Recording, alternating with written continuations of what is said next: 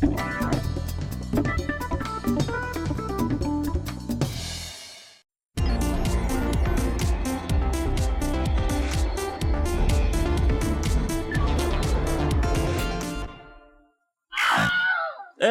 it's the patch. Hey, wow, my hair really is slicked down. Yeah, everyone. When I came in today, everyone saying your hair's slicked down. You're greasing a little bit today. Honestly, It's it's taking a lot to keep it down at this point. Really? Yeah. It's fighting all bounds you put Oh yeah, on it? did you see the newest podcast? The news? No, I haven't seen it yet. He's had the grace to be wearing hats lately because after a certain point in the day, it just goes, all right, we did what you want to do. Now we're going to do what I want to do. And what it wants to do gravity, I'm out of here. Is explode.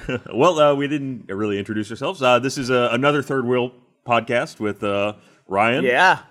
I'm Burnie. Nice to see you. Ashley.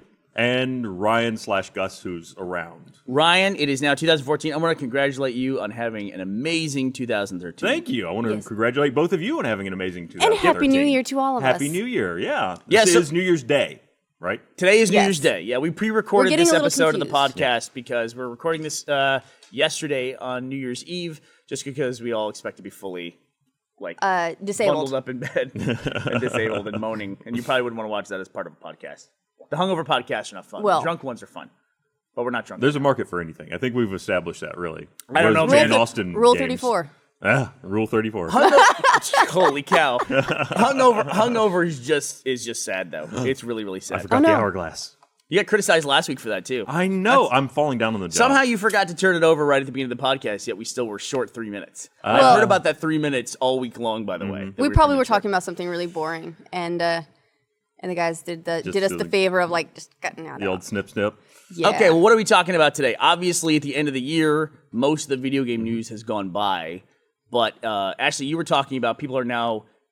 There's a new trend where people are not buying new video games because they wanted. You were telling me that people don't buy new video games because they want to get through the games they didn't play for Oh years. yeah. So one of the weird things that a lot of gamers do, I think it's weird. Sorry guys. One of the things that a lot of people do as like a New Year's gaming resolution is they refuse to buy new games. They set aside their pile of shame of all the games that they didn't finish the previous year, and they say, "I'm not going to buy any new games until I finish these games." The reason I think that's weird is that sounds a lot like work. That doesn't sound like games. Oh, Have you welcome heard to of Rooster that? Teeth, by the way. I mean, that's why everyone operates with video games right here. Ray and I were just lamenting the fact that the Dead Rising 3 DLC was pushed from December to January, Mm-hmm. and I felt like, okay, do I have to sit down and grind through another 200,000 zombie kills in order to get a fully completed retail game, or can I just wait until the DLC comes out? I mean, we really do It's a good approach it question. like work sometimes. Yeah. Ray just posted that he finished Spartan Assault, and he got done with the grind. And every time he does that's that, a big What's grind, the too. Spartan Assault grind? Like what's so bad about that one? Every one of the levels has 3 specific assault ops challenges, and they can be things that are easy, like something that you would normally do through just playing the game, or they can be things like use a plasma grenade to kill 40 of an enemy type.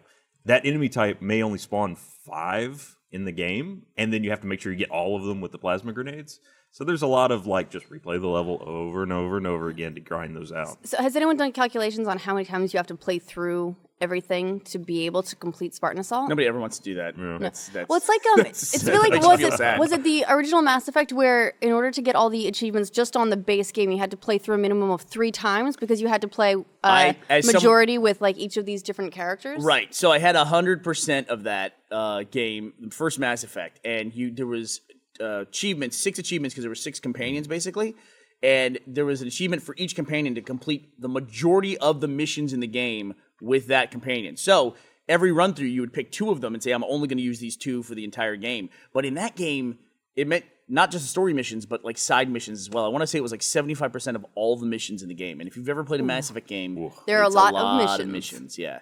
And in Mass Effect, the first one, it was like you would land and you'd have to drive the Mako across this terrain to reach a base. And there was basically 4 bases, and you had to assault the same 4 bases about 100 times. That right there, that is actually why I stopped playing Mass Effect twice. When I first went to play Mass Effect, everyone was telling me that it was amazing, I was going to love it. And I created my character, I was really proud. I was like, this is pretty cool. It's a little bit stark up to this point, because there's just like some giant building on a snow planet. And then I get in this... Like Noveria. Noveria is the game. Noveria. Yeah. And then I get in this truck, I think it was truck tank. Mako. And driving along, and I died so many times, and I was like, you know what? I'm actually not having any fun. No. And I was like, it's okay.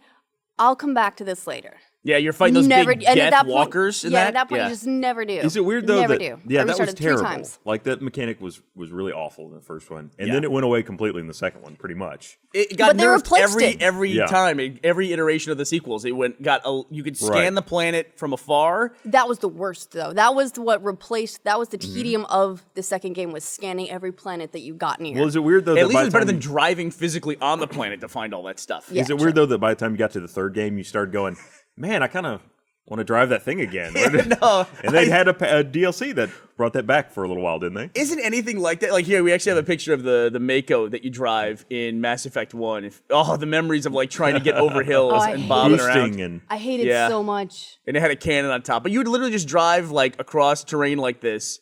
And this was, I think, maybe 100 planets or so. I miss it with the jumping and all that. But it is definitely one of those things where, and this is a lot of video games, is that when you go through the grind, once you're done with it, that does become a thing of like, I went through that. You should have to go through that too. Like you kids playing Mass Effect 3, where you can hit a button on the solar system view and scan everything in your region and see what's available. That as opposed to like driving across the surface and trying to find a little box that appears somewhere on your map. That was a bad deal. But you get into that, and then you're just talking the same sort of like the Red Ring of Death, where eventually it becomes a symbol of your dedication to gaming. Yeah. You think we're going to end up with like the old Elk Lodge, where people, old gamers gather together and they have are we that already? PTVG, post-traumatic video gaming, and they're like, oh, I remember when I had to drive over these things with the Mako. I had a funny conversation with Jeff where we were talking about it. Peggle 2 just came out, and it took him like a week to complete Peggle 2. Sounds like the Spartan Assault system where on Peggle 2 there's 3 achievements you have to achieve on every single level, like 3 little goals, and then there's the achievement to get all of those. And there's little stair steps along the way. He finished Peggle 2 in, I think, 4 days, and it took him 4.5 years to finish the first Peggle on Xbox. And he outsourced that, too. I mean, it was not He just him. outsourced it? Well, it was him and Griffin and Gavin and Millie all working together to do that. It was a community effort. Yeah, and then they do it for each person's gamer tag, too. They go from person to person completing the game. Oh, really? Wow. How does that work? So they just like, we know how to beat this level now, so we'll go on? That's too funny. See, I do that with Lego games in my kids. Oh. It's like a big debate on the first pass through who we're going to do it with. And it's like some achievements unlock, like the level achievements unlock. But the really big ones, like discover all the red bricks, those are games we got to play through again and again and again to get all the achievements. And then we just have to do it. You have to do it. See, there's some games that I get that completionist bug. Peggle is not one of them. Oh, really? It's going to be, nope, it's going to be Final Fantasy. It's going to be like you're it's going to be the crazy. stupid big ones, honestly. It's going to be it's going to The like multiple-hour Skyrim playthroughs. and She has a game. What's the game you have where it took you like 150 hours to get to like 99% completion, and you realize you missed one sword?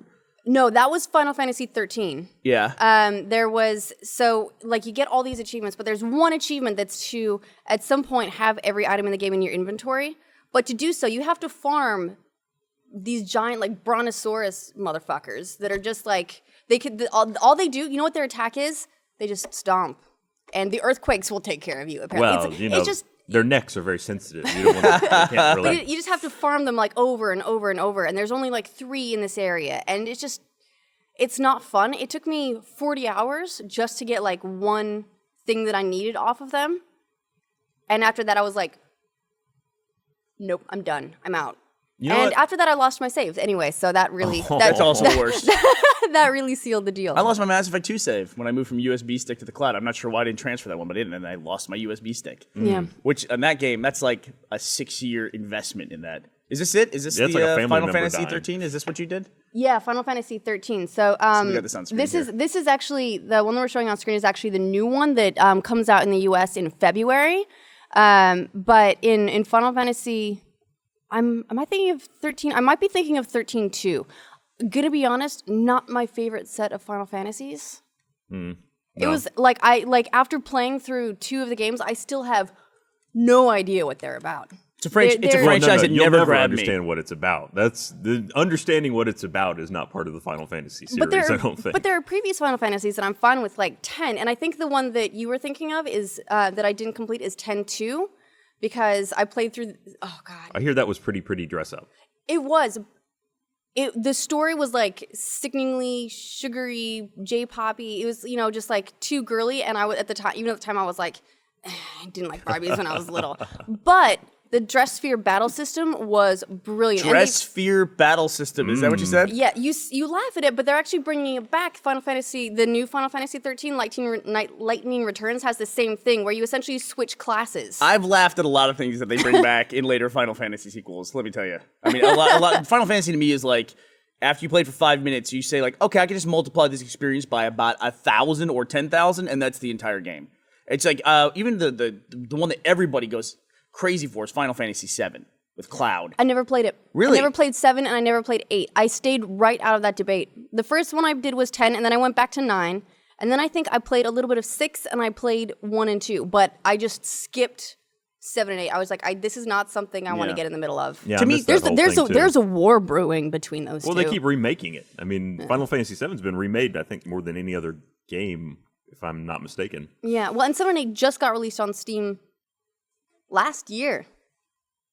You know what's crazy is that this year in 2013, or this year we just finished, is that the last Mass Effect DLC came out this year. That seems like a franchise has been dead for like a couple years now, the Mass Effect 3. Well, But 3 it's came out Citadel, right? last year, right? Was it last year? God, it seems like all that hubbub about and the by ending last year, was you mean 2012. Yes. Wait. summer of 2012. February right? 2012. No, I remember my that was. calendar brain. I think I blamed Mass Effect partially for why Kingdoms of Amalur didn't do very well because it released right between Mass Effect 3. You might be the only person who blames Mass Effect. And Final Fantasy 13. So just two basically blockbuster franchise RPGs, and I do think of Mass Effect very much as an RPG. It is, yeah, and I can see it. Certainly, if someone's shopping for an RPG, Mass Effect had enough lineage that it could really kind of suck the market. Yeah, and there was just so much attention around that game at that time because it was the conclusion of the trilogy and all that. March of 2012. That's when Mass Effect 3 was released. That's crazy and to think about. This year, it was over like about a year that the DLC was coming out. And I actually just wrapped up the Citadel DLC. March 5th. It was when the Citadel DLC came out. Yep. Of this year. Yeah, and I just 2013. It might last be year. my stack of shame, or what do you call it? The wall of shame. I had to finish pile of shame. Whatever. The shame takes so many forms. It's really. something of shame. I had a lump of shame. But I had to finish that Mass Effect DLC finally, and I'll talk to Gus about it next time he's on. But that's Mass Effect Citadel DLC was a little goofy. Really? Yeah. I'd heard that was like one of the best DLCs of the year. It was, but it was. There were some really odd characters in it. There's one character in particular. It was a very different tone, wasn't it? It was a really different tone. I felt, and it was an interesting way to wrap up the entire Mass Effect experience over now many years and a lot of game time. I will probably go back and see the alternate ending that they put out. That I think that was. Oh, I never played that. Nah, neither did I. I didn't care enough. I inferred enough from the ending as it was to go, I'll be like, all right, so-and-so steps out of the ship, so-and-so steps out of the ship. Okay, obviously the shape of the universe has changed. And, I was fine with that. I was like, okay, they could have done more, but what I'm inferring from all this is that everything is, is very, very different. Like, they didn't need to hold your hand and explain everything. Yeah. My kid I was summed okay up with the disgruntled audience, though, with that. His explanation of the ending of Mass Effect was, what's your favorite color? Pick your favorite color. Oh, that's your favorite color? That color just destroyed the universe. He says, then you go back and you load your save game. You say, okay, what's a different color? Okay, that color also destroyed the universe. So he's really jaded about the ending of Mass Effect. He was not happy with it. I liked it just fine, but I know I'm really in the minority when it comes to that. We've talked about that a lot in the previous That's actually one of my pile of shame. I have to finish Mass Effect 3. You haven't finished it all yet? No, I've played 1 and 2, but I haven't finished 3 yet. Have you started Mass Effect 3? I started it, and then that was... forget. I think we went right into a bunch of launches, and I fell off of it. It happens. Is it because Miranda's butt didn't feature heavily? I'll bet it was. Man, I never did go through the chain of events to get Miranda's butt in the second one. So no, not. I mean, but her butt's featured heavily, no matter if you go through the series together. They have a lot of low angles. That just it's like the full moon. Somebody figured out why her butt figures so prominently in the Mass Effect 2 cutscenes. It's because Miranda is a moon of Uranus. I think that's what somebody figured out. So that was that's not the subtext, that is the text. Look at that. It's up on the screen. There we go. There's Miranda's butt. That's an epic butt, man. Von Stravinsky. Great on Chuck. Listen, as far as eye candy goes, Commander Shepard's not exactly a slouch in that department. Well, either. hey, he's your build your own hunk or lady hunk. Oh yeah, Depending. lady hunk. I've seen a lot of YouTube videos where he just looks ridiculous. Yeah, Miranda is What's the a correct- moon of Uranus. That couldn't be any more perfect. But okay, so obviously we're talking about games that are a little dated. The Citadel DLC did come out in 2013, but were there any games that you didn't get to in 2013 that you wish that you had? There are a lot of games. I never played Tomb Raider.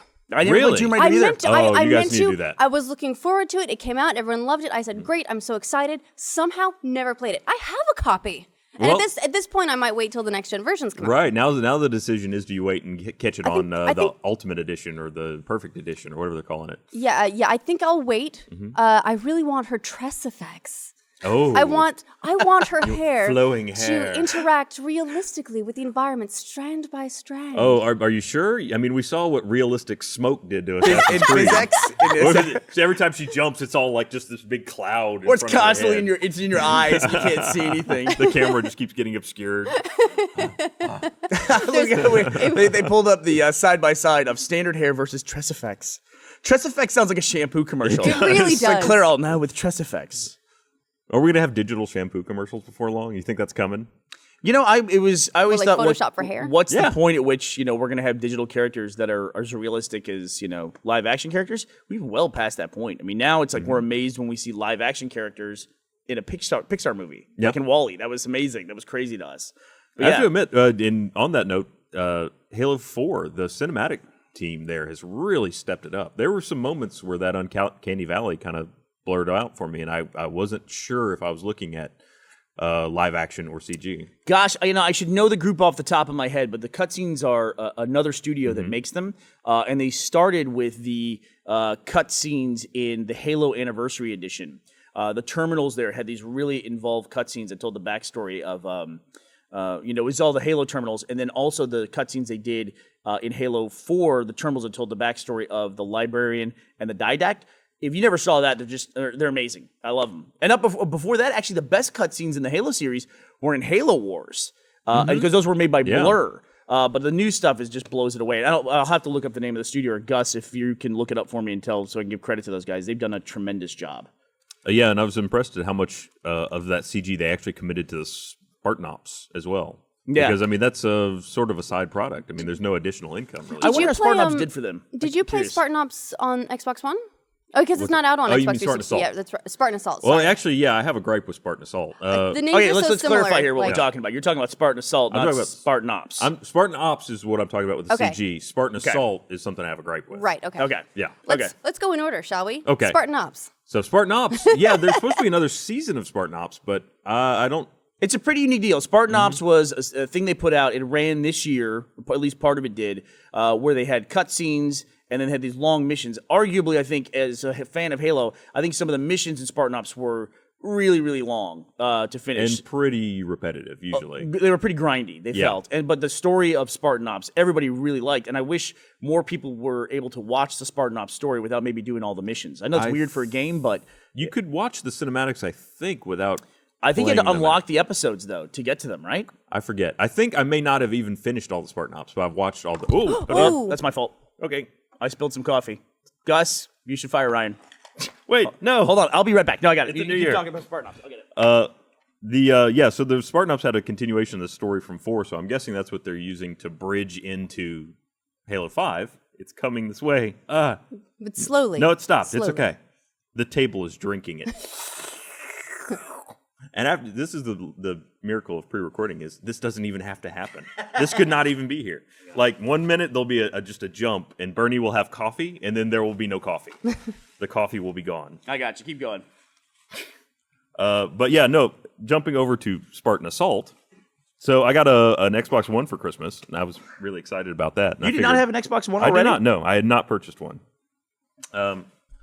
So I figured, all right, I got this Xbox One. You know, I've pretty much played all the release games. So, What did you spend the most time playing for your Xbox One? well, I mean, previous to Well, let me see this real quick. Yeah. So you were a little bit delayed getting an Xbox One. I was. What was the first game you had to play? well, based no, on see, everything you'd heard. That's the thing is, for my situation, because I work here in Achievement Hunter, like I had one that was available to me. So I haven't not been able to play Xbox One. I gotcha. It's just now I have one at home full time. So, I got it, and I was like, all right, I bought this Xbox. I've already played all the launch titles. I need to do something new. So I went and tried to get Spartan Assault. Okay. Well, my credit card doesn't work on Xbox One. Okay. We've talked about this before. No, yours doesn't either, does it? Works on the Xbox 360. Oh, really? Yes. I looked at my transaction history. I used it in October. It worked fine to buy Worms. Yeah. There's a Worms Golf. Is there Worms Golf? It's on Steam. I just got it on the Steam holiday sale. I meant to tell you guys about that. Anyway, Did you say you got it in the Steam holiday sale? Yeah, I did. That's a separate topic in a It minute. is. We'll get to that. I had a little bit of a Steam holiday sale problem. So I tried to get it for a long time, and it just kept telling me no. I even removed my credit card, put it back in, still no. So Same card that works. How do you solve this problem? Because You I go have to the the same problem website. too. You go to the website, and it works on the website. You can. I was able to purchase it just on the website. But it doesn't work for you on the website, does it? It doesn't work for most of the people that now work at Rooster Teeth. We're all having this problem where we can't use our credit cards on Xbox Live. And our solution, all of us have, is that we go to Amazon, buy points on Amazon, then go to the Xbox.com website and enter in the code. None of us can figure out why this happened. It started with Gavin, and it's spread to basically all of us. Yeah, Basically, he's infectious. pretty much. Yeah. Yeah, Contagious. it's think we all in knew Jeff's corporate card that we use for whenever we're buying stuff for the Achievement Hunter. What? I don't remember. I mean, his special money card that he gets from the sky.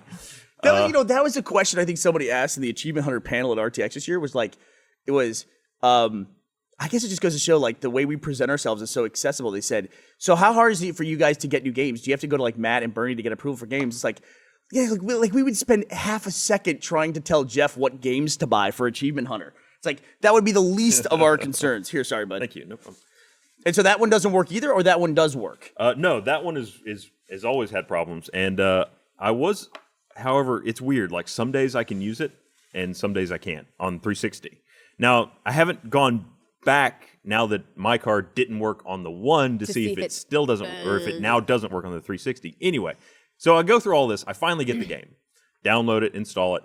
The one thing that you can't do with a console game, what's the cardinal crime of a console game, is that if you play it, it doesn't crash. Right. Oh, right. I know what yeah. That's impossible. You have a locked hardware system. That's why people like consoles. Crash because to it's desktop solid. doesn't exist. There are bugs. There is no crash to Right. desktop. All right, so what are you going to say? Happened to me twice in the What first half game? hour I was playing that game. Spartan Assault. Spartan Assault, You- really? You may not remember this. I said the exact same thing. I had a crash to desktop, essentially, where I'm just playing the game, and all of a sudden I'm on the home screen. Gone. And I have to say, I've never experienced that before. Nope. And it's a weird thing because, in a way, a crash to desktop is a recovery. That's true. It didn't. The OS didn't go down. Like, if a console locks up, that's way worse. But I'm used to that happening with a console, that it just, like, locks up hard. I'm like, all right, is this click? Does the guide work? Nope. Okay, I guess I'm unplugging the console. That I've had happen before. But having a crash to desktop was definitely a unique experience. Yeah, and it's really it makes it feel more like a computer. Honestly, I mean that's you crash, just a lockup like you said, or something that goes back all the way to NES days. I mean that happened. That's not a big deal, but this weird like. Oh yeah, the program just doesn't function. Did you have Tress effects turned on? Maybe without. Well, I do like the flowing locks coming out from under the helmets. That's one of the assault ops, I think, actually. your physics Blowing in the wind. Yeah, no, I did have that same experience, and maybe it's because Spartan Assault was initially developed as a Surface game because it was released for Windows 8. Primarily for like Surface tablets and things like that. I don't know if you can call it a tablet. It's a tablet. And then it's a port then essentially to It the is. Xbox One. And I won't pretend to have the level of knowledge that what takes to port a game from Windows 8 to Xbox One, or if that's even considered a port. I guess it would be. Oh, yeah, I mean, I think It's still a port to Xbox- some degree, right? Yeah, and I think I want to say Xbox is running on some distant relative of Windows 8 anyway. Well, Yeah. I think the idea, like what they're calling Metro now, the idea is that it's basically a cross-platform operating system for mobile, for the tablet, and for PC and for Xbox. It's like a UI So concept. I think the idea is that it's a UI. It started off as a UI concept, but I feel like they've developed it since then, or whatever technology is underlying that. They're trying to make universal across all the platforms so that it's almost not porting. It's optimizing. I thought you were going to talk about the microtransactions too in it, because it has microtransactions in It does. Spartan Assault. And that doesn't hugely bother me because I've just largely ignored them. Because you can earn it with experience. Yeah, and since I've had that issue that first day, I haven't had another crash. It's been fine ever since then. and I've played another few hours. So I don't know. Maybe it was still installing. I mean, I think it was 100% done before I started it, but I don't think that I also had mine is- early on too. It's interesting you say that, and then I don't think I had one since then. you know, we talked about way back when that there were issues whereby they may patch your software and restart the game without warning, and I wonder if that's what I'm seeing. That is an Xbox One thing. You're right. Well, but they didn't say it's without warning. They'll tell you. They'll just say, and I think it's mostly for online games. Is there's Xbox One has two types of updates. There's like a mandatory immediate update that you have to take before you can continue playing a game, presumably online, and then there's optional updates that will say, no, it's cool, you keep playing, and then when you're done playing, then we'll update. But I think this is a little bit different, and crashes to desktop are actually not isolated to Spartan Assault. Battlefield has been doing it as well. I think there's Ooh, poor crashes. Battlefield. There's crash to desktops for Battlefield 4 on 360. So it's Really? yeah. It I is. think so. The 360 version has the most problems, right? Yeah, well, And PC. that's the one. And all the versions in China. and all the versions everywhere are having problems. Yeah. Yeah. Well, it just got banned in China as being a tool of warfare, essentially, right? Yeah, It's like- cultural penetration and aggression, mostly penetration. take it easy. Hey. So yeah, Battlefield. I was think there are seen- websites for that. Yeah, Rule 34, Battlefield 34. Oh no! But yeah, the Chinese government essentially said that like it was a way of like taking mainstreaming Asian racism, basically Sino-U.S. conflict. Sino. Sino or I Sino? looked it up. I looked this up. I looked at the Well, pronunciation. you're the news reporter, so I will believe you. I've been getting enough guff about pronunciation of Pokemon, so I now look up. What does everything. Sino mean? Why do we say that for like the Chinese-U.S. conflict? Well, it's not just Chinese U.S. It's also I think Japanese U.S. There was a Tibetan thing. There's Korean. Like they just So use it. throughout Asia. I think they just use it as generally over there. But they Over said, there, okay. but it's interesting because you had a news story about it, and even like Can we start calling it the over there U.S. conflict? Over there. that covers basically covers everything, Covers yeah. everything essentially. Sorry, but please. you were talking about the banning of Battlefield 4 in China, and they were talking about the different departments that weighed in on it, and they sounded so Orwellian, which was like the department or the Ministry of Culture or something like that. yeah, it was like the Ministry of Information and stuff like that weighing in. But yeah, the game's been banned. You can't currently be played. You can't even look up information about Battlefield 4 on their social media sites or on their search engines. It doesn't return results. Well, on to it. be fair, though, that's not uncommon. I mean, there's a fair number of games that are banned in China. Yeah. It's not unusual for that to happen. And look, I mean, it's like when something is seen as anti-American, we don't have it like usually on a government level, but like on a cultural level, Americans will get very upset about anything that's anti-US. So Yeah. I get it, I get it. Can you imagine a game where the U.S. is an aggressor and you have to go into the U.S. and bomb them into submission? I was just thinking about that, how it would I mean- feel if that was turned around on us. And I mean, pretty much a lot of the games are made or sold primarily here still. I mean, it's a large market. So I mean, even do you think of Japan as being a huge video game culture? Our market's so much bigger than Yeah. Japan just by population. A lot of people have pointed out that Spec Ops: The Line was to some degree anti-military, just like in the overall like themes and messages and everything. Even though it was actually based on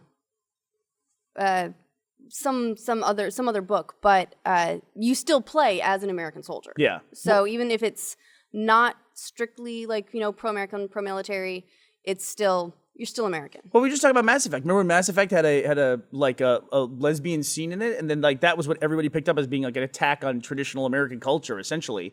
I mean, Fox News was reporting on Mass Effect, the sci-fi game. Oh, yeah. About that. But imagine, to take this to the political level, like with this Battlefield China thing, what if there was a game that was put out by a European developer, and part of the game was where the character had to burn an American flag? You know that would be a huge deal in the U.S., and that would be reported on everywhere. and they would be not kind of hesitant to do it because that would cut down on their market share. Actually, there is a game called The Glorious Mission, which is a Chinese first-person shooter put out by their military. And it's kind of like... America's Army? yeah, it's kind of like the Chinese version of America's Army. Really? It's used as a recruiting tool. And I imagine that there may be, conflict with American soldiers at some point, because who else do you fight? Listen, cultural sensitivity is definitely a thing, and video games are always a target for that. I mean, constantly. Anytime there's a crisis in any part of the world, video games we know it's coming. That shoe's going to drop. I remember after 9/11, everyone was, reacting to it. And I remember the first thing that was like a kind of a red flag for me, like, are we going too far with all this reaction? Was they pulled the Twin Towers out of Flight Simulator because they didn't want people crashing simulated planes into the, like, somebody thought ahead that far of, like, they didn't want people, like, recreating 9/11 in Flight Simulator. So they pulled the Twin Towers out. I mean, I can see how that might just be sensitivity, but it is pretty hypersensitivity. Yeah. So the theme, actually, what Spec Ops line was based off was Heart of Darkness. Really? Yeah. Well, that's like Joseph Conrad. Like the underlying themes was very Heart of Darkness. I tried really hard not to read that book in school. Me too. I think I succeeded. I tried the same thing. Just watch Apocalypse Now and you're fine. I'm gonna check my information here. But a game that I didn't play this year that I want to get around to playing is Battlefield 4. I actually was a huge Battlefield 1942 fan.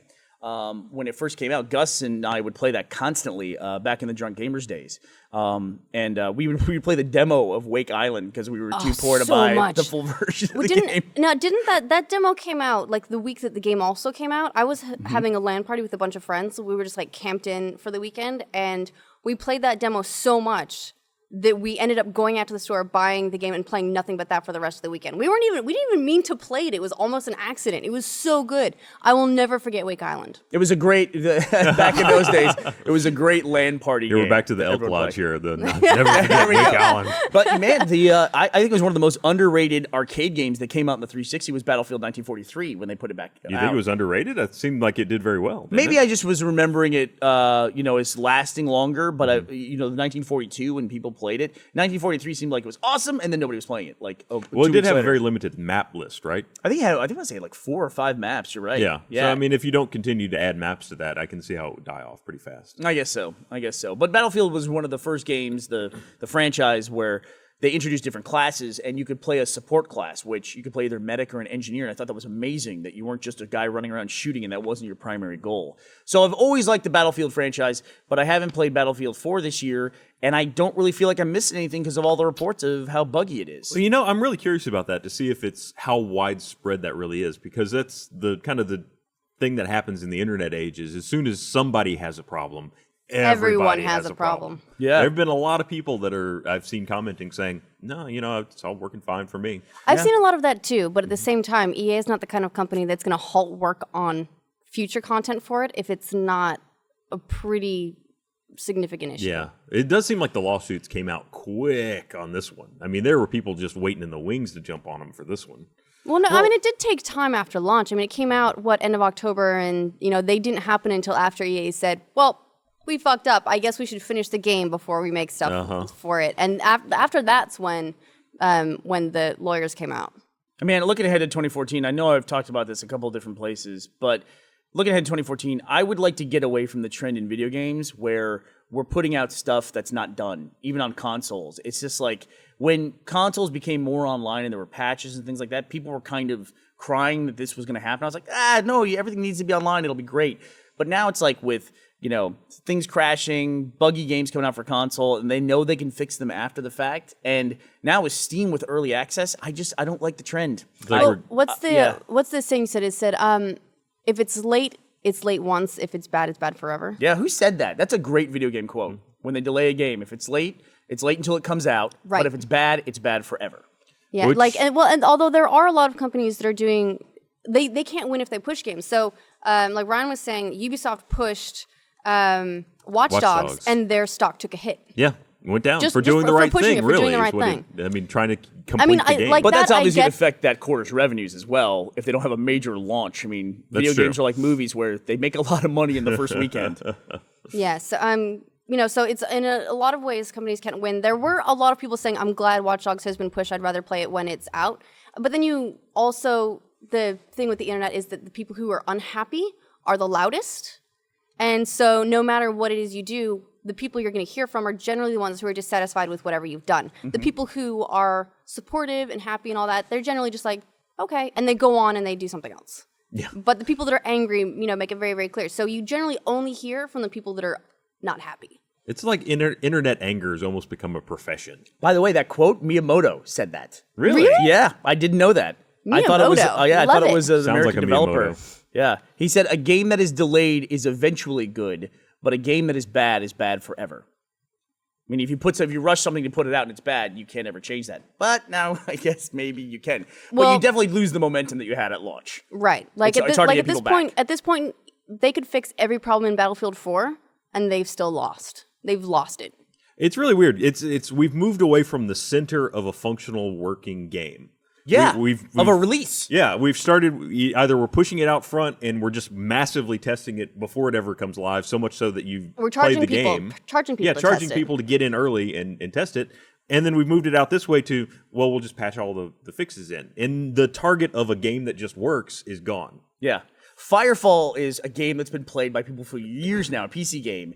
They just went through a major reorg of their executive management and ousted their CEO. The game hasn't come out. It's like they're going through all the things that a video game company goes through, and they haven't put their game out yet. It's amazing to me. It's amazing. It's almost like for a lot of games now, especially purely digital games, the release date is merely a formality. It's like the last beta is for the release date. Yeah. And it's like you can even buy it before it's released. Now it's like I get games on Steam. It's like, I bought this game, but it's not out yet. But I'm playing it. Now, speaking of Steam. That being said, I'm very excited to get in the Steam. Project Spark beta. If anybody wants to give me a code, I will install Windows 8 for that. Bernie has a problem. Okay, what's Bernie's problem? He has a Steam sale problem.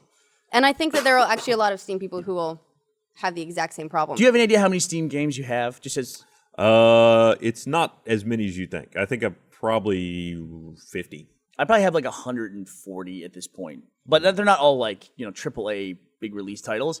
But we just went through the holiday sale, and I put this on Twitter. I said, "This is the way I usually react. I see something on Steam, it comes up, and it says, "Oh, this game is 75% off." It's like, "Oh, I've heard a lot about that game. I've always wanted to play that game. I'm going to buy that game." I go to buy it, and it says, "You already own this game. Do you want to play it?" And I go, nah. So it's like, I don't understand what the psychology is there. It's like, I get really excited to buy it, but then when I realize I've got it on my computer right now, I'll just get to it You're later. like a book collector that just puts them on the shelf thinking you'll come back to those later. That is, if there's any argument for piracy that I understand, of like a pirated copy of something doesn't equal a lost sale, it's the people who will just collect stuff. Like, if they get the first episode of like Doctor Who, they end up with all of them, even though they never watch a single episode of Doctor Who. That's almost the only one that makes any sense to me, because I engage in that behavior, but on an economic level with Steve. You're a digital hoarder. It's really weird. I don't collect anything. If I get a game, I will take the disc out and throw away the box. I don't keep anything. I'm not a collector, but digitally, I will get collections of stuff. I wonder if that's going to become a thing someday. Are we going to have like a show for digital hoarders? Like, you're taking up 7 terabytes of space. Yeah.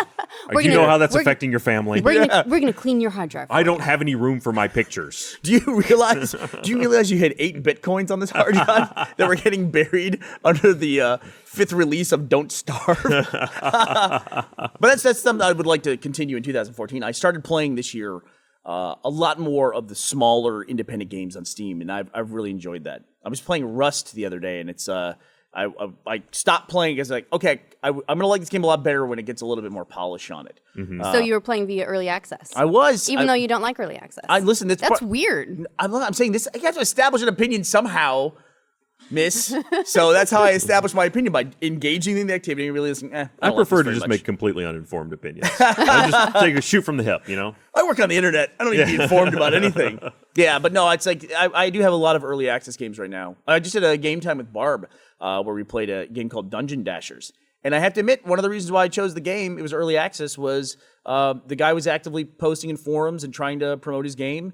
And then I went to the webpage, and there was on the left-hand column, there's a thing saying, "Are you a YouTube Let's Player? Play our game and let us know." And, you do whatever you want to with it. I was like, well, here's a guy who, is calling out for that. Let's play his game and see how it is. It's a turn-based, kind of a dungeon crawler game. It's not turn-based until you get in combat, and then you have action points and stuff like that. So, but early access, work in progress. It says that all over it. Here's a clip of Dungeon Dashers right here. You have 4 different characters you play. This is the rider. He's like a thief. And then there's a warrior, a wizard, and an elf. Kind of a classic Tolkien-esque party running through a dungeon. But this is where they're in the turn-based mode, and you have to spend points to, make movements and Sounds use your kind of like actions. Shadowrun, the fight part of Shadowrun's. Never played it, so I can't compare them. But yeah, it's it's turn-based is something I've always liked. Gus and I always like turn-based games. Like, I've always been a big Civilization fan. Turn-based, and I'm actually really happy to still see like isometric views and like non-realistic graphics still being embraced. You know, not just being like, yes, I like this retro game, it's cool, it's classic and all that stuff, but like new games being made and people enjoying them without being, you know, like these huge budget cinematics and everything. They can just be, you know, the games. And I love that. I think it's great. I think one of the best games I played this year was probably FTL, where they essentially did turn-based, but they made it more real-time, you know, so you have to like constantly be on the fly, like doing all this stuff. I did a game time in that one with Blaine where, yeah, that game you can't concentrate and talk at the same time while you're trying to play FTL. It just requires too much attention, but it's a fun game. If you haven't played FTL, I strongly recommend it. It's one of the better games I played in 2013. That's definitely one of the ones on my to-do list. And Is it's it? on sale, I think, right? Well, it was on sale. I missed it. I think it was like $2, man. It was down to like $2. Yeah. I know because I tried to rebuy it. Even though I had like 20 hours logged on it. I can't decide if I want to do it on Steam or if I want to get it on iOS, though, because it's moved over to that, right? I think it's either seen or seeing a mobile release. Your kids are nowhere near the point where you're playing games with them yet, are you? Are they? You would be shocked at how my 2-year-old can play Minecraft. I wouldn't be. Yeah. It's astounding to me. I mean, I have a save file. I mean, I've just built him a little house where he starts every time, and the materials I use to build the house are all in the inventory still. He will tear down the house and then build it back with the materials that he had there, correctly placing all the blocks. It's That's astounding. awesome. And he can't turn right. Like, he only knows how to turn left. So he does all that. If he misses it by a degree, he turns all the way around to get back to that spot.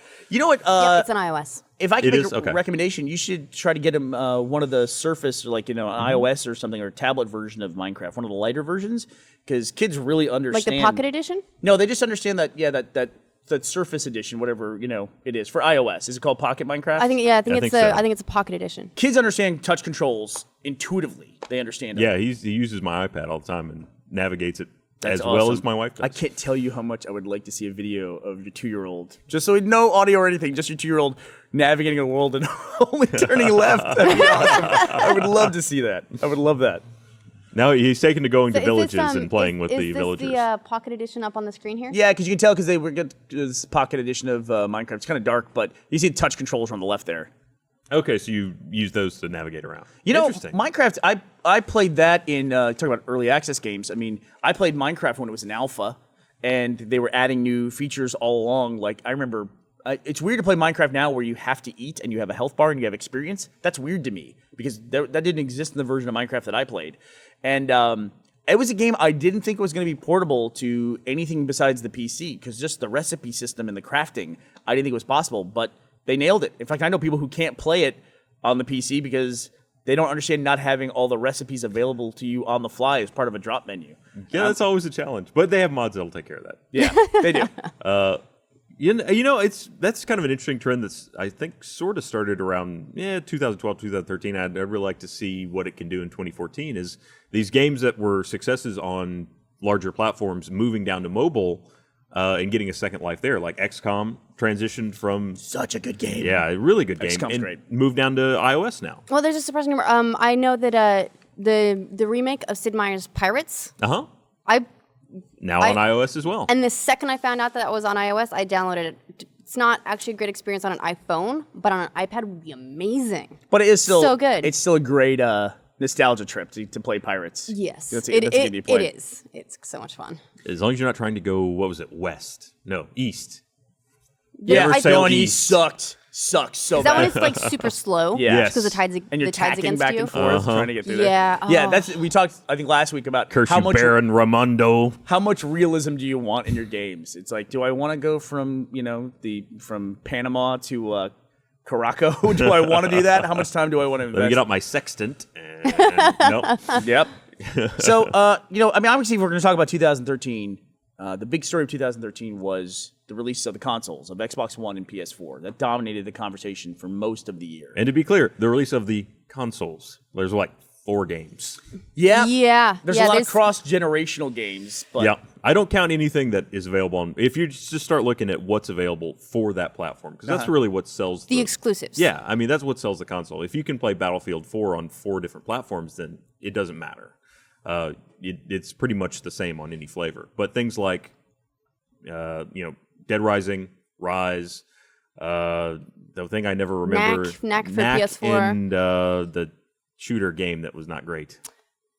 Hellzone? Shadow something. Oh God! Man, No, Shadowrun. you did that. You Killzone. Killzone. Yeah. There we go. Thank you, Gus. It's the game that left so little impression on me. You played that. You played that full all the way through that. I haven't thing. played all the Is way it- through it yet. Killzone okay. Shadowfall. Shadowfall. That's there we right. go. Okay. And then if you look forward into 2014, like when are we getting more exclusives? And we're really not seeing much anything till March. No, If you're- so now Titanfall. Titanfall it's gonna it hits be- first. I think on the 11th. Did you play Blacklight? I thought that's what you were talking about. Was Blacklight? Blacklight. I was surprised Blacklight's you didn't another say one of those. anything that- Blacklight's another one of those that I don't really count because it's been on the PC for a while Okay. now. It's not a new title. DC Online, Blacklight. It also Warframe. launched as a beta, which is Yeah, part of I was this. just still- Oh, look at they got on the screen here. They got pirates up it's for us. Pirates. I loved this game. I would play through this, and every time I was like, "All right, which busty lady would I like to marry this time?" Yeah. You I, said, and like- I also love that you measured. Did you ever notice that they measured their attractiveness by their bust? Really? I was Was it Yeah, a the direct ones, correlation? the ones that were like so and so's plain daughter and she was flat as a board, and then so and so's super hot daughter and she was just like Well, stacked. allow me to Boom, look this ba-dum. up. Let me see what I can find. Jessica Rabbit style. Yeah, it was. I always thought it was really funny. And you I have did to not woo them notice by that. like dance steps. Yes, I was a terrible dancer. You had to read their hand signs as they. Yeah. Oh, I Yeah, remember. I played had the great fun with Commodore that. version, so there wasn't any dancing in that one. It was all just sword fighting. That was the only mini game that was in the thing. And of course, the ship-to-ship battles, which were just amazing. And there's some of that in Assassin's Creed 4, but I have yet to play that as well. I haven't played it yet either. Yeah. And yet I have people in my office that have played it through on both 360 and Michael one. and Jack are Yeah. just like tearing that game up. Yeah. Yeah, we got it. I've started playing it a little bit. Got through the tutorial. Making progress. She got a little frustrated playing the tutorial. I got so mad. Really? There was so one of the things in it is I'm trying to I wanted to complete everything on that island, before moving on. And one of the things is I guess you can collect like tunes like shanties. And I got so furious because it's one of those things where you run at something and he just goes, "All right, I'll climb this," or "I'm going to leap off to the side of this." And it's really precise, but it required so much more precision than I had at that point because I was still getting used to the controls. So I sat there for a half hour just shouting at the screen, being like, "You motherfucker, go that way!" I was so mad at that character that I was going to go drown him. She took a break. She took You a had to little walk break. away? And I had to came walk back. away. We've all had moments like that. Yeah. in video games I where will it's just say like, I've never broken a controller, but I do have to take breaks. I've broken a controller. And I should probably have. go like chop wood or something. Broke a desk with a controller. Those boat anchors were tough. What's that? I said I broke a desk with a controller. Those boat anchors were tough. Yeah, the old What? Xbox. I broke The Duke? I put a Duke, dent. I put yeah. a dent in a desk with a Xbox controller one time. Wow. Because I just was like, it was a machinima shot in Red vs. Blue, and it's like if you miss it, then it's like an hour of setup to try it again. And then somebody throws a grenade. That was always a problem when we'd set up all the characters in Red vs. Blue. You go to set the controller down, and you'd always accidentally tap the grenade button and chuck a grenade right in the middle of your entire setup, and everybody dies, and you're like, "Ugh," and then you gotta wait for the blood to clear and all. It's like, yeah. So there was a couple times where controllers went through desks and stuff like that. That's what started the habit of like punching holes in people's desks. We used to do that at Jeff's desk at the old office, Achievement Hunter. Every time he left for vacation, we had a golf club and we just put holes in it. Now Gavin's desk is the big victim. Pretty much. It gets I think you destroyed. can thank Gus for that. He Yeah. was the one that started it. Continuing the tradition. It is. Somebody's always at the center of abuse. It always works that way. Well, Assassin's Creed 4 is one of those games where I really want to play it, but I feel obligated Hey. to play. Check. I haven't finished 3 yet.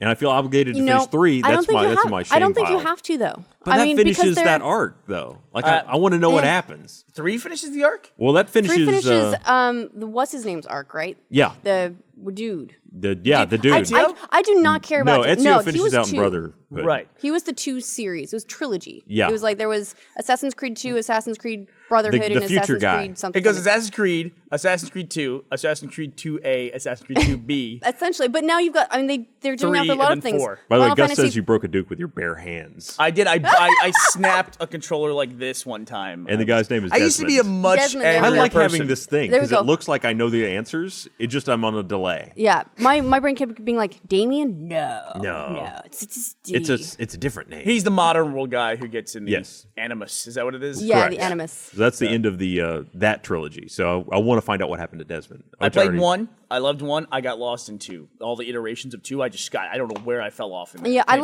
liked 2, and I meant to play the other ones, but it's one of those things where you it was very much like Tomb Raider for me, where I was excited for it, I was looking forward to it. It came out, I meant to, somehow never did. Yeah. There's a lot of games that I don't know how One day I you'll missed reach my them 'cause level I where you'll am buy looking it on forward to like them. every available platform and still not play it. That's where I am now. Maybe that's why I just don't bother to get it, as I assume you already have it. Yeah, probably. That's my Steam.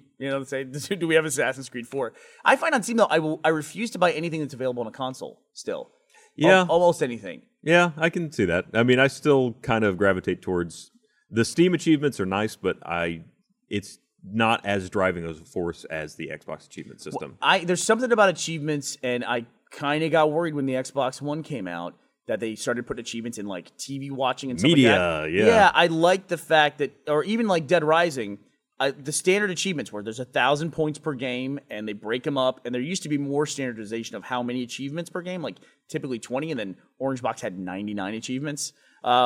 I like that better, but even like now with the Xbox One, they have those challenges, which look like achievements, but aren't achievements. Or 0-point achievements, Yeah. that go in your achievement record forever, I suppose. Yeah, I'm worried about the achievement system. Luckily, it's almost impossible to find on the Xbox That's One. true.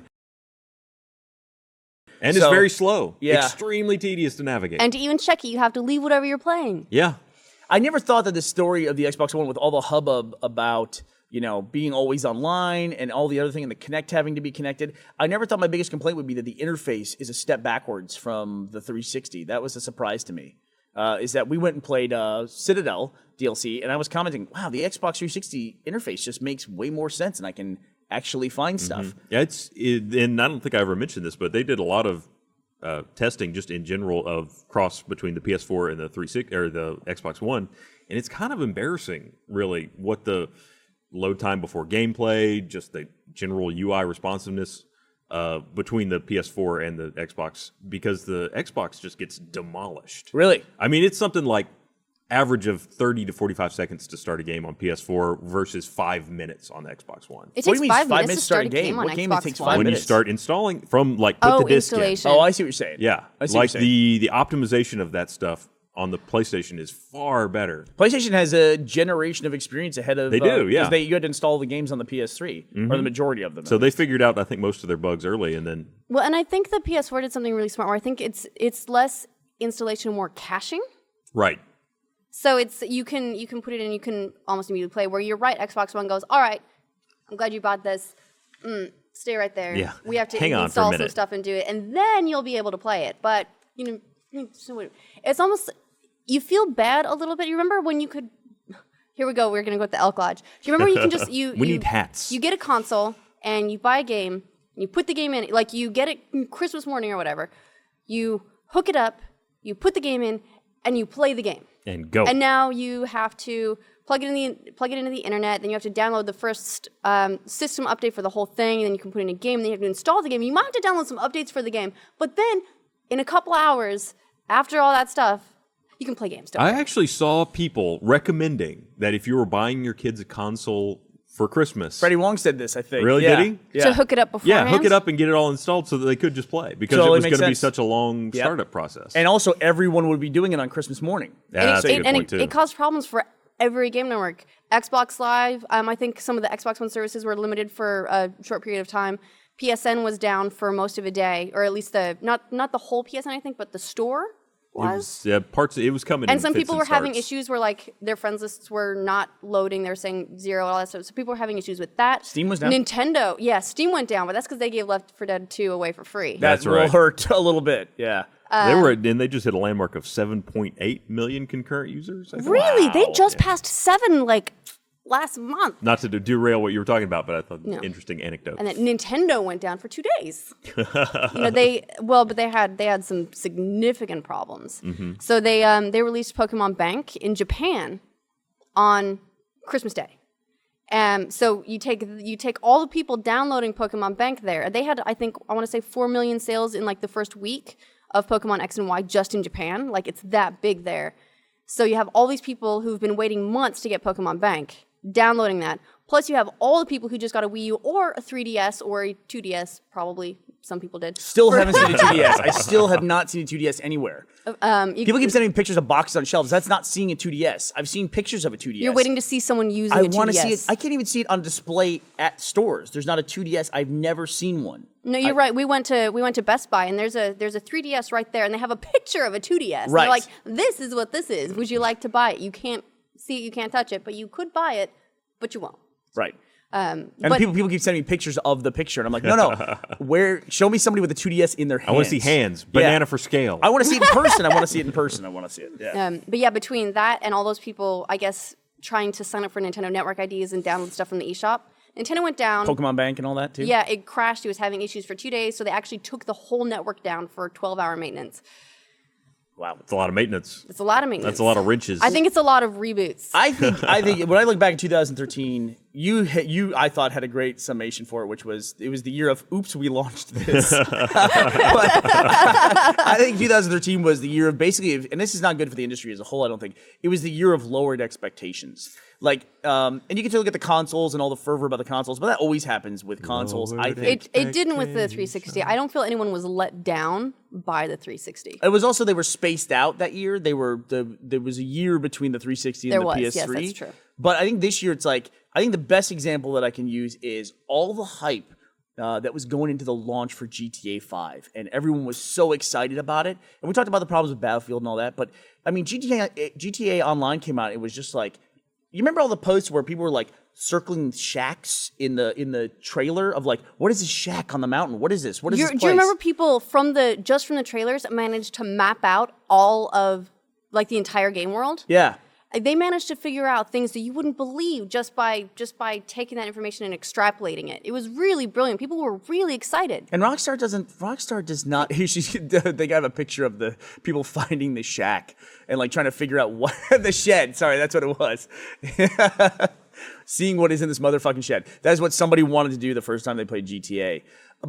And then GTA Online came out, and it was just like, it just fell flat on its face. And that doesn't ever happen with Rockstar.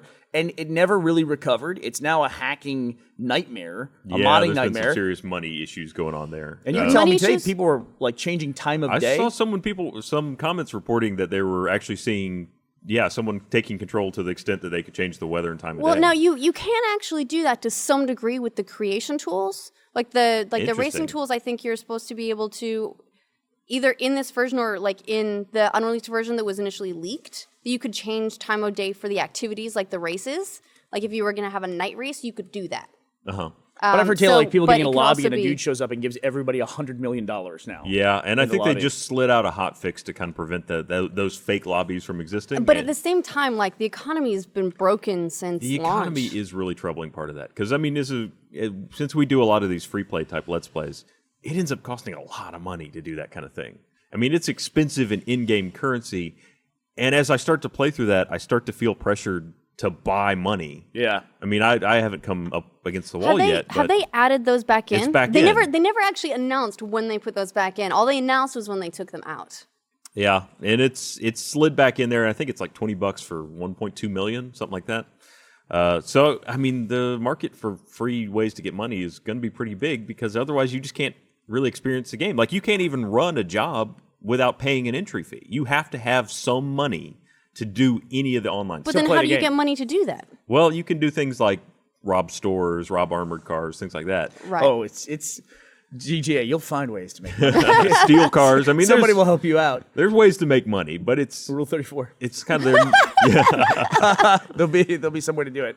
But like, I don't want to be all negative. I mean, there was a lot of great things that happened in 2013. Yeah. I mean, we got the consoles coming out is always a good thing because they'll get better over time. Mm-hmm. We learned that from the last generation. What are you guys looking forward to in 2014? Well, I will say before we jump to that, there is a positive note for GTA 5. Go ahead. I want to go ahead and throw in there before we get too far away from it. They've now started, since they released the content creation packs, they've now rolled out 10 officially sanctioned game types that people have created. So that's going to start becoming a bigger thing, where community using the tools and creating game types that Rockstar will then seal of approval on them. Has GTA Online, though, has it missed its moment in time? They're still getting a fair number of users. And do we know that? It's one of those things where GTA 4 had such a long life. True. I think they really play the long game. Yeah. Like, GTA is one of those games that a lot of people will come back to in lulls of other titles. Yeah. and see what's new in GTA Online. So I think it'll, in the long game, they'll still have. But some titles are like that. But can you really compare the long tail of a Minecraft to like the long tail of a GTA or a Skyrim? I mean, they become like, I see posts all the time about people like in GTA 4 making the reflections on cars like hyper realistic, and it looks amazing. But it's like everyone's like, that looks amazing. I'm not going to sell that, you know. And it's just like they just don't do that. And how big is that base? You know? I mean, that's the mod community for 4 is what really stretched out its lifespan. So it feels kind of like this content creator stuff is sort of their way of bringing some of that flexibility of the mod community into the console world. That's true, but at the same time, until they release new modes, it is gonna feel which they a just lot. did. Well, they released the one new mode, but one of their big mistakes was saying heists are coming. Yeah. And then saying, someday, but in the meantime, have this one. Yeah. They keep When sliding out all lesser all content. people want is they want heists and they want those ones, and they're saying, well, we're not going to give you what you want sometime next year. The stuff they promised at launch, and they keep sliding out things like Beach Bum and then the capture mode. Yeah, it's just it's feeling like it's too little. Like they put something out, but it's not big enough. It's not something that will save the way people feel about the game. It's not living up to the original hype. Yes, it is adding to it. It is improving it, but it's improving it a little bit at a time instead of like making one big statement improvement. Yeah. You know what's crazy? And you know what's going to happen in 2014? What's going to happen in Minecraft 2014? was originally publicly released for the PC on May 17th, 2009. So in a few months, it's going to be the fifth anniversary of Minecraft coming out. That game has had a long tail. In the 5 years since it's been released, it's a radically different game. And it's than about it to was. come out for the PlayStation, right? Yep. Okay. Well, it's on the 3 now. Yeah, it's on PlayStation 3. Right. It's going to come out for PlayStation 4 and Xbox One at some point. So, but not Wii U. But not Wii U. According Apparently. to- Well, they have no plans Okay. for Wii U. Let's talk. This is the first day of 2014. What are you guys looking forward to in 2014? Destiny. Destiny? That's a good one. New Bungie title? They've been working on it for a long I'm time? looking forward to a Mass Effect 4 reveal. You think Okay. so? Yeah. Okay. Well, they've already said they're like, we're working on it. Look, we got these things going. I'm waiting for them to tell us what it's going to be. Okay. Fallout 4 reveal. You were a huge EverQuest fan, and you love Oblivion and Skyrim. Are you looking forward to Elder Scrolls Online? No. Okay. I wish that I was. I would be if I still played MMOs, but because I know that if I play an MMO, I will play it 40 hours a week. I don't play them because I have other games that I want to play as well. So I will feel bad missing out on the story that comes as part of Elder Scrolls Online, but I don't feel like I can commit to it. I can't. I'm looking forward to see where it goes and if it does well, but not personally. We're getting a flashing signal here. They're trying to give us epilepsy while they try to tell us Well, to wrap we up. got to leave a buffer in case we have 3 minutes that need to get cut for next time. Exactly, Gus. So you wrap it up. How about that?